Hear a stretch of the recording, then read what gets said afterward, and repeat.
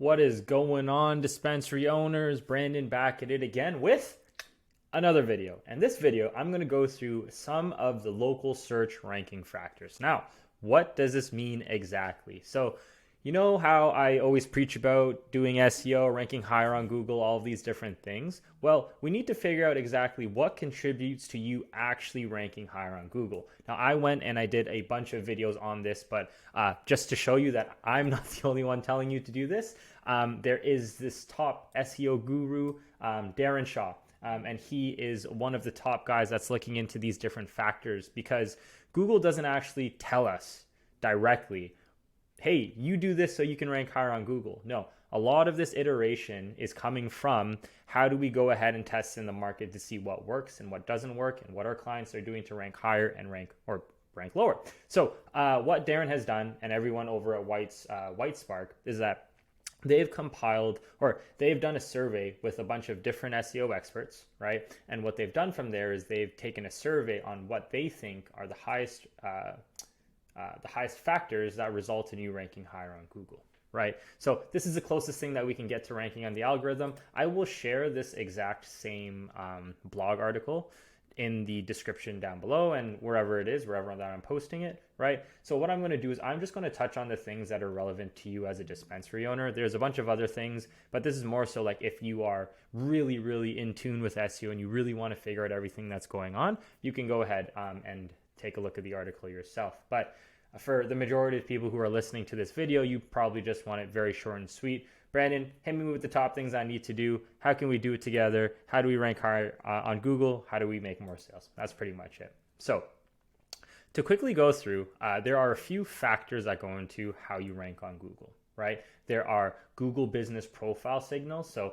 how close you are to the people searching, what category business do you have, what keywords in the business name. You have your on-page signals. So the presence of a name, address, phone number in keywords and title tag, your domain authority. So these are on-page signals that are linked directly to the Google business profile itself. So when you link up your website to Google, to the Google business places, that is what this is talking about. Then you have review signals, right? How many reviews you get, where you get the reviews from, and then how fast in terms of the velocity, in terms of do you get it in just bunches or do you get it consistently over time? You have link signals, linking domains, authority, et cetera, et cetera. Then you have behavioral signals, so like click-through rate, mobile clicks to call, how long do people stay on the website, dwell time, right? Then you have citation signals, so you have location data, name, address, phone number, consistency, and then citation volume, et cetera, and then personalization. So you really can't do anything about this, but this does play a factor into how things are done. So search history, search location, the device itself. Google may show you different things, whether you're on an Android or an iPhone, or whether you searched up a specific set of other companies than the ones you're looking at right now.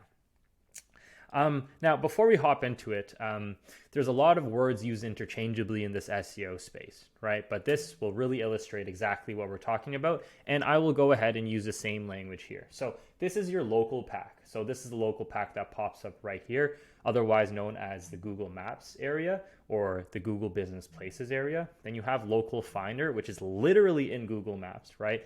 Not a lot of people use this in reference to search because to my knowledge, not many people are going through the Google Maps to search for it. They are going through the actual Google search, and then the map pack will show up anyways, and then they go to Google Maps, right? Anyways, we have your local pack, local finder, and then you have local organic as well. So that's the stuff that sits below the Google Maps section. But overall, it's pretty much lumped into local pack, Google Maps, local finder. These are two relatively the same things, right? We can see that these all businesses are linked and they're ranking the exact same way. And then local organic. So we'll use those kinds of words moving forward. That's to not confuse you. Now, what are the local search ranking factor groups? So 32% is GBP signals, right? So Google Business Places signals, right? So proximity, categories, keywords in the business name. Then you have your on-page signals, which is name, address, phone number, keywords and title tag, domain authority. Then you have review signals, link signals at 11%, behavioral signals at 8%, citation signals at 7%, and personalization at 6%. So you can see here that the highest ranking factor for ranking your business on the Google Maps section, right, or in the local pack is 32% with Google Business Places signals, 19% with on-page signals, and 16% with review signals. So these are the top 3 things you need to take into consideration when you want to rank your store higher on Google. Then you have local organic. So organic, again, is where the section that sits below Google Maps, right? So here we have 36% is on-page signals, 26% is then link signals, 9% is behavioral signals, 9% again is GBP signals, 7% is personalization, 7% is citation signals, and then 6% is review signals. So we can see here, and even if we look back at this section of the local pack and local finder versus local organic, we can see that the top 3 listings for the local pack are not the same as the top 3 listings for local organic. So what does that tell us? It tells us that Google is taking into consideration different factors when ranking both on Google Business Places or in the local pack versus local organic. Hence why we can see here that the percentage differences are different, right? 32% GBP signals versus 9% GBP signals for local organic, right? Now, the rest of this doesn't really matter too much. This is just more so talking about the survey, some observations that are made. Again, unless you really want to dive into the technicals of SEO, this is the part that's going to be the most impactful for you. So going through this, here are the ranking factors ranked by all the contributors for their impact on local rank findings, right? So I'm just going to touch on maybe the top 10, maybe the top 15, depending on how relevant I think they are to you. But essentially what WhiteSpark did is they took a survey and they said, hey, out of these 149 different ranking factors, make a score from 0 to 5. Right? 5 being perfect and 0 being doesn't matter at all. And let's see, out of all of these surveys and out of all the different sample sizes, what's going on and what we can do to rank your business higher. So first things first, primary GBP category. So that's obvious for you. You just need to make sure you're cannabis store, right? You're nothing else. Cannabis store, relate your business to cannabis, boom, good to go, right? If you say you're a plumbing business, you're not going to rank nearly as high than if you put cannabis store. Keywords in GBP business title. Now, this is a massive point in contention because you can easily just put cannabis store near me, or you can put insert city, insert dispensary, right? And then you can find yourself ranking higher. Unfortunately, what will happen is that you will also have a higher chance of suspension, right? So this is definitely something you need to take into consideration. But overall, having the keywords in your name does help for ranking on Google Maps. Third is proximity of address to the point of search. So if you're inside your store and you type in dispensary near me, obviously you're going to pop up first because your dispensary is the nearest store available. So what you want to do, or you can't really do anything about it, but when you're kind of looking to see where in your ranking, ideally you go check out in different locations, right? Because the more powerful and the more authoritative your business listing is, ideally the higher it'll rank the further away people are. Now, are you going to hit people 20 kilometers, 20 miles away, 50 miles, 50 kilometers away? Probably not, right? But we want to ensure that your catchment area is as big as possible. 4, physical address and city of search. So this typically is more of a problem for the delivery companies, right? Because the GBP requires, or it doesn't require, but it is a big factor in having the physical address in the city of search, right? Whereas delivery, you typically don't have the address there as often, right? Or even at all sometimes. Removal of spam listings through spam fighting, sure. High number of Google ratings, makes sense. Additional GBP categories also kind of makes sense. For the most part, you're going to be cannabis store. There's not really anything else you offer unless you actually offer different services. 8, quantity of native Google reviews with text. Verified GBP. This is very interesting. You would think that having a verified GBP would help you rank higher than this, but hey, make sure your GBP is verified. But if you're watching this video and you have your GBP made, it probably is verified already. Proximity of address to Centroid, yes, the same thing. Keywords in GBP landing page title. So this is also interesting. Keywords in GBP landing page title. So your GBP listing or your Google Business Places listing will be connected to your website, right? So you want to ensure that your website has the keywords that you're trying to rank for in the specific title, because that's exactly what you want to rank for, right?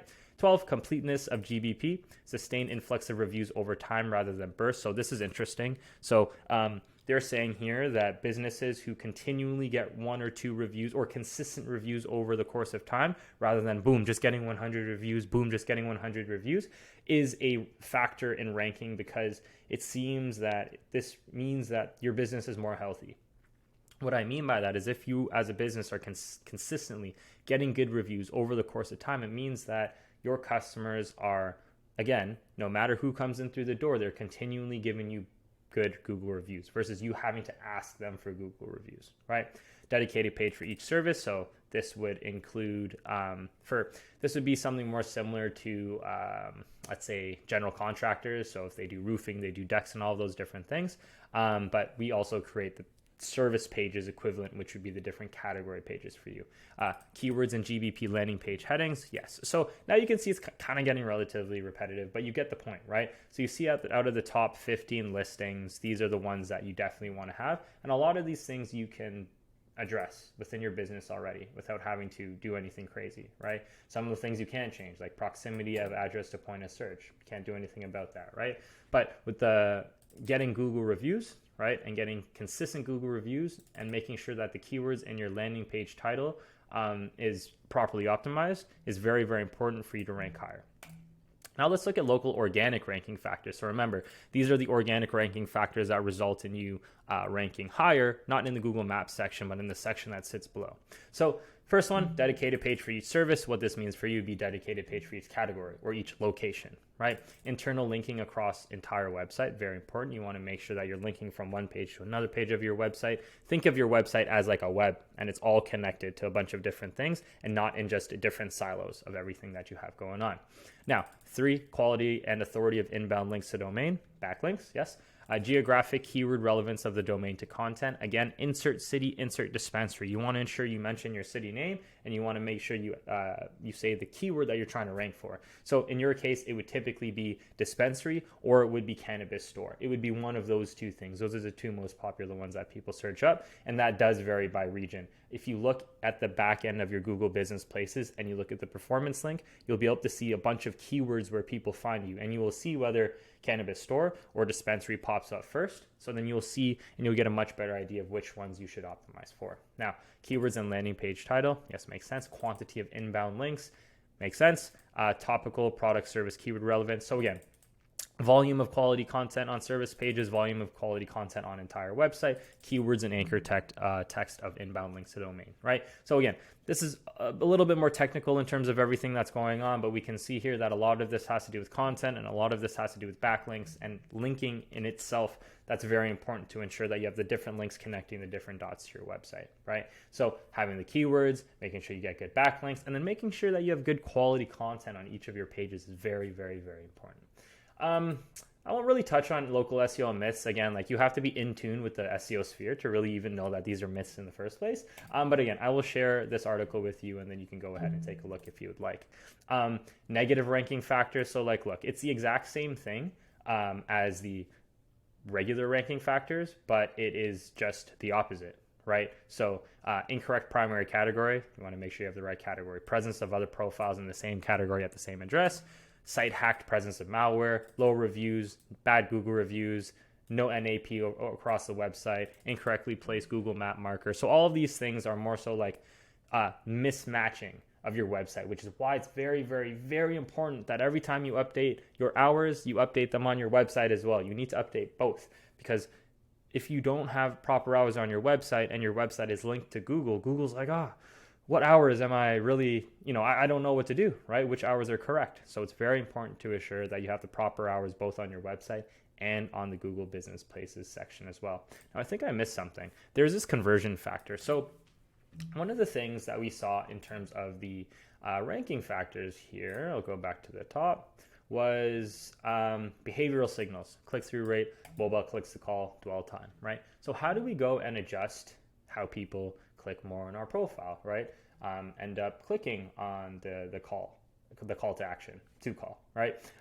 What that looks like is essentially stuff like this. And it's everything you would already expect. I don't want to make this too complicated already, but conversion, again, it's really how do you convert people to doing the thing that you want at the highest percentage possible. That's all conversion optimization is. So first, high numerical Google ratings, obviously, right? Same thing, you go on Amazon, you have 5-star reviews, you go and buy the 5-star review product, right?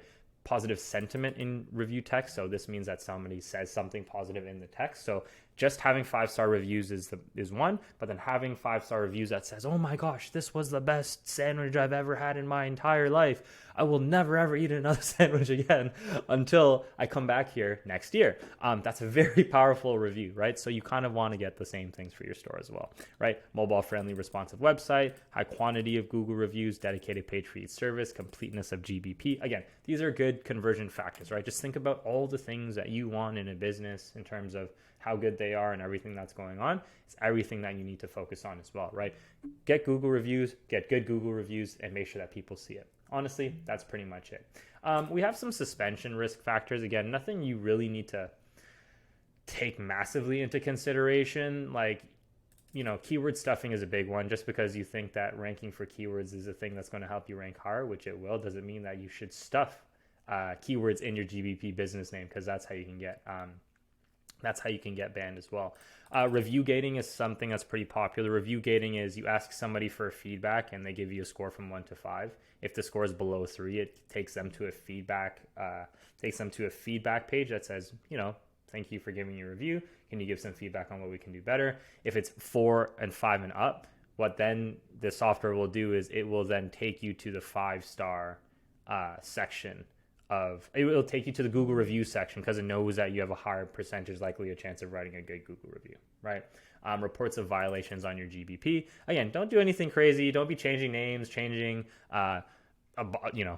to verify your listing by using a PO box or UPS store or virtual mail. I mean, if you have a store, again, these are stuff that you really don't have to worry about. You just need to make sure that if this does happen, because, things happen, you have the proper documentation in place so that you can get your profile back as soon as possible. And that's something that we do as well.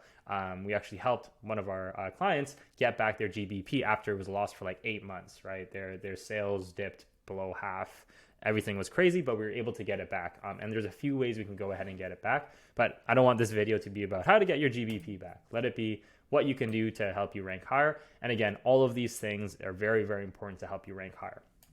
Now, there's really nothing else to this article that would be relevant towards everything that's going on. But you can go ahead and fact check the people that they surveyed for these reviews, right? But overall, this is a very, very important piece of the puzzle for how you can get more sales for your dispensary, right? So all you really need to do is look at the things that affect how you rank higher on Google. So just these right here. You want to have good GBP listings, on-page signals, review signals, and link signals for the local pack. And then for local organic, you want to have good on-page signals, link signals, behavioral signals, and GBP signals as well. Now, so that's it for me today.